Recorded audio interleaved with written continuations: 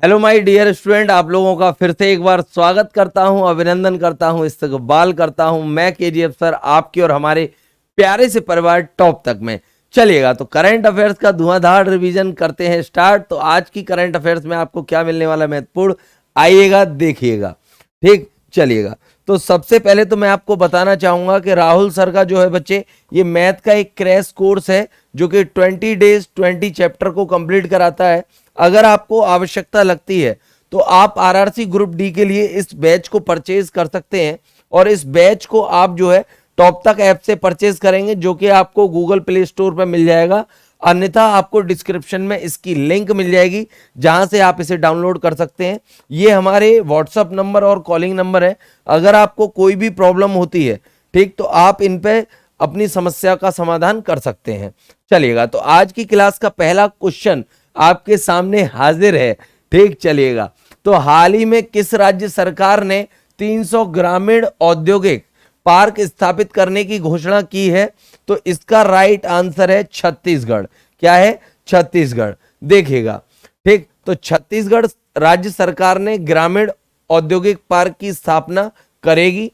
ठीक, तो ये है छत्तीसगढ़ के महोदय, ठीक, जिनके द्वारा जो है ये अनाउंसमेंट किया गया है। परियोजना के पहले वर्ष में 300 पार्क डेवलप किए जाएंगे। इस पार्क के साथ साथ, ठीक, क्या होगा? तो ग्रामीण अर्थव्यवस्था जो है वो सुधरेगी छत्तीसगढ़ में, और किसानों की आय भी दुगनी होगी। इसके अलावा अगर देखा जाए तो गौधन, ठीक, मवेशी शेड को भी इसमें जो है शामिल किया जाएगा योजना में।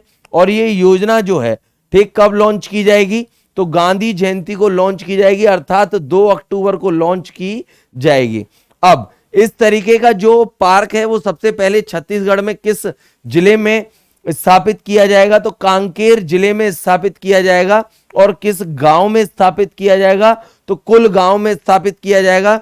और इस कांकेर जिले को क्या कहा जाएगा? तो गांधी ग्राम नाम दिया जाएगा इस गांव को। ठीक है, चलिएगा। अब देखते हैं नेक्स्ट क्वेश्चन। नेक्स्ट क्वेश्चन है, हाल ही में किस देश की महिला ने, ठीक, पुलित्जर पुरस्कार जीता है? ठीक, तो इसका आंसर जो है वो है बांग्लादेश। क्या है? बांग्लादेश। ये है बांग्लादेश की वो महिला जिन्होंने ये पुलित्जर पुरस्कार जीता है। ठीक, तो अमेरिका की ऑनलाइन पत्रिका सनशाइन के लिए काम करने वाली बांग्लादेश मूल की चित्रकार और कहानीकार फहमीदा अजीम को वर्ष 2022 का पुलित्जर पुरस्कार मिल रहा है। और ये अकेली महिला नहीं है, ये 4 पत्रकारों को दिया गया है। पहली है एथलीन डेन कर्नल, ठीक, दूसरी है जोस एडम्स, और तीसरी है वॉल्ट हिक्की, और फिर है चौथी है मीदा अजीम। ठीक, तो ये 4 वो पत्रकार हैं जिन्हें ये पुरस्कार से नवाजा गया है। ठीक, चलेगा। नेक्स्ट क्वेश्चन है, हाल ही में किस केंद्रीय मंत्री ने आजादी क्वेस्ट मोबाइल गेम लॉन्च किया है? तो इसका राइट आंसर है अनुराग ठाकुर। क्या है? अनुराग ठाकुर। तो ये आपको दिखाई दे रहे हैं फोटो में अनुराग ठाकुर, इन्हीं के द्वारा जो है इस ऐप को लॉन्च किया गया है।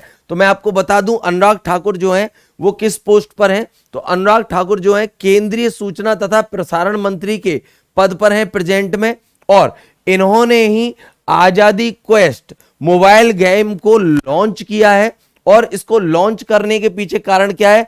कि हम अपनी आजादी का अमृत महोत्सव बना रहे हैं, अर्थात हम 75 वर्ष पूर्ण होने के, स्वतंत्रता के पूर्ण होने के उपलक्ष्य में जो अमृत महोत्सव मना रहे हैं, उसी का एक ये पहलू है, जिसमें क्या होगा? तो मोबाइल गेम सीरीज को, ठीक है बच्चे, इस मोबाइल गेम सीरीज में क्या होगा? तो लोगों को भारत के स्वतंत्रता संग्रामियों की कहानियों के बारे में जानने को मिलेगा। और इस गेम सीरीज को, मोबाइल गेम सीरीज को जिंगा इंडिया के सहयोग से सरकार ने डेवलप किया है। ठीक, चलिएगा। तो नेक्स्ट क्वेश्चन देखते हैं। नेक्स्ट क्वेश्चन है, हाल ही में स्वदेश निर्मित BLSRSAM मिसाइल का सफल परीक्षण किस राज्य में किया गया है? तो मैं आपको बता दूं इसका सफल परीक्षण जो है उड़ीसा राज्य में किया गया है। कहां पर? तो उड़ीसा राज्य में किया गया है। ठीक, तो यहां आप फोटो में देख पा रहे होंगे, यह है वो मिसाइल जिसका परीक्षण किया गया है। तो रक्षा अनुसंधान एवं विकास संगठन अर्थात डीआरडीओ और भारतीय नौसेना ने उड़ीसा के, क्या बच्चे, उड़ीसा के चांदीपुर पर यह सफल परीक्षण किया है। और ये मिसाइल जो है वो सरफेस टू एयर, क्या, सरफेस टू एयर अर्थात स्थल से आसमान में मार करने वाली क्षमता रखने वाली मिसाइल है। ठीक, और ये मिसाइल जो है वो किसे दी जाएगी? नौसेना को दी जाएगी, क्योंकि नौसेना हमारी जो है वो भारत के समुद्री क्षेत्र में क्या करती है? भारत की सुरक्षा करती है, तो उसके पास इस तरीके के हथियार होने चाहिए। ठीक, चलिएगा।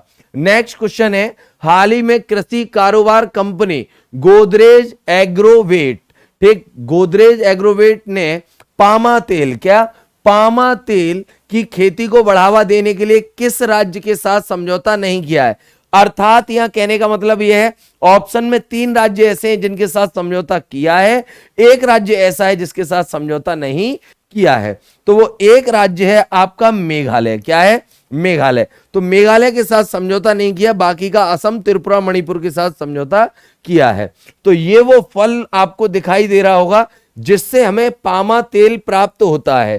ठीक, और इस गोदरेज एग्रोवेट ने इस पामा तेल को प्राप्त करने के लिए असम, मणिपुर और त्रिपुरा की सरकारों के साथ क्या किया है? समझौता किया है। अब ये जो समझौता किया है इससे क्या होगा? तो पूर्वोत्तर राज्यों के किसानों की आय क्या होगी? दुगनी होगी। नेक्स्ट क्वेश्चन, हाल ही में भारतीय लघु उद्योग विकास बैंक ने TPRNG, ठीक, तो ये टाटा की ये कंपनी है, के साथ मिलकर के हरित ऊर्जा व्यवसाय डेवलप करने की क्या की है? घोषणा की है। तो इस घोषणा में जो है वो कितने हरित ऊर्जा व्यवसाय डेवलप करेंगे? तो इसका राइट आंसर है 1000, क्या, 1000 हरित ऊर्जा व्यवसाय डेवलप करेंगे। ठीक, चलिएगा, तो देख लीजिएगा यहां 1000 हरित ऊर्जा व्यवसाय डेवलप करेंगे भारतीय लघु उद्योग विकास बैंक और क्या, TPRM, ठीक, एल जो है TPRMG, ठीक, जो कंपनी है टाटा की, तो ये दोनों के दोनों मिलकर के करेंगे, तो हम कह सकते हैं जॉइंट प्रोजेक्ट है। ठीक, PPP मॉडल पर आधारित है, पब्लिक प्राइवेट पार्टनरशिप। ठीक है, चलिएगा, तो फिर नेक्स्ट क्वेश्चन देखते हैं हम लोग। नेक्स्ट क्वेश्चन है, हाल ही में किस देश की राजनेता को यूनेस्को शांति पुरस्कार से नवाजा गया है या सम्मानित किया गया है? तो इसका राइट आंसर है जर्मनी। ठीक, तो ये आपको दिखाई दे रही होंगी फोटो में, ये जर्मनी की पूर्व चांसलर हैं, क्या है? पूर्व चांसलर, जिनका नाम है एंजेला मर्केल। क्या है? Angela Merkel. इन्हीं को, ठीक, ये जो यूनेस्को शांति पुरस्कार है वो दिया गया है और ये वर्ष 2022 का है। ठीक, और इन्हें क्यों दिया गया है? तो इन्होंने शरणार्थियों का स्वागत किया था। कब? तो इन्होंने शरणार्थियों का स्वागत किया था वर्ष 2015 में। ठीक, जब सीरिया, इराक और अफगानिस्तान और इरिट्रिया में तकरीबन अराजकताएं फैली हुई थी, उस समय वहां से जो लोग माइग्रेट हुए, अर्थात 1.2 मिलियन लोग, ठीक, जो माइग्रेट हुए और उन्होंने किसी न किसी देश की शरण लेनी चाहिए, तो उस समय जर्मनी की चांसलर थी एंजेला मर्केल और इन्होंने उन शरणार्थियों के लिए अपने देश के दरवाजे खोल दिए थे। ठीक, चलिएगा, नेक्स्ट क्वेश्चन है, हाल ही में विश्व के किस देश ने हाइड्रोजन ट्रेन की सेवा शुरू की है? तो इसका भी राइट आंसर जर्मनी है। तो जर्मनी ने, देखिएगा ये आपको ट्रेन दिखाई दे रही होगी, यही वो ट्रेन है जो जर्मनी के द्वारा चलाई गई है। ठीक, किससे? तो हाइड्रोजन से चलाई गई है। ठीक, चलिएगा, तो जर्मनी अधिकारियों ने हाइड्रोजन से चलने वाली ट्रेन, ठीक, का दुनिया का पहला बेड़ा लॉन्च किया है और ये 15 डीजल ट्रेनों की जगह ले रहा है। ठीक, तो कहीं ना कहीं हम कह सकते हैं कि बेशक स्पेस ज्यादा ले रहा है, मगर कोई दिक्कत नहीं है। ऊर्जा के संसाधनों को देखा जाए और उनकी वर्तमान स्थिति देखी जाए तो उसके अकॉर्डिंग जो है ये एक पर्यावरण के हित में जो है अच्छा कदम है और ऐसे ही कदम हर देश की सरकार को उठाने चाहिए। ठीक, चलिएगा, ठीक, तो अब ये 100 किलोमीटर के बीच में चलेगी और ये वो स्थान है जहां जहां से ये ट्रेन चलेगी।